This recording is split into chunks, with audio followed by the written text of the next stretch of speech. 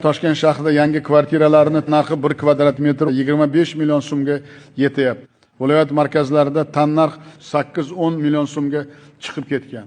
Sababi quruvchilar uchun moliyaviy resurs yetishmaydi. Bori ham juda qimmat.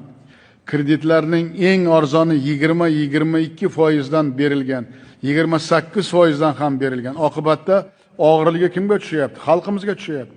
Resurs yo'qligi uchun quruvchilar aholi mablag'larini jalb qilib, ularni ulushdor sifatida rasmlashtiryapti. Bunday sharoitda nopok quruvchilar hisobiga odamlarimiz himoyasiz qolayotganini ko'rib turibsiz. Bundan tashqari kadastr hujjatlari yo'q uyga ipoteka krediti berish mumkin emas.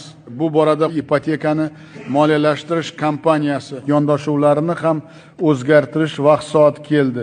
Qo'chqorov Ramatov 1 oy muddatda ilg'or xorijiy tajribani o'rganib, ipotekani qo'llab-quvvatlash jamg'armasini tashkil qilish va unga $200 million resurs jalb qilish bo'yicha taklif kiritsin. Qo'chqorov hidayati 1 oyda uy-joy qurilishida aholi ulushdor bo'lib kirishni huquqiy tartibga solish va qurilish korxonalariga aylanma mablag'ni ko'paytirish bo'yicha qaror kiritsin.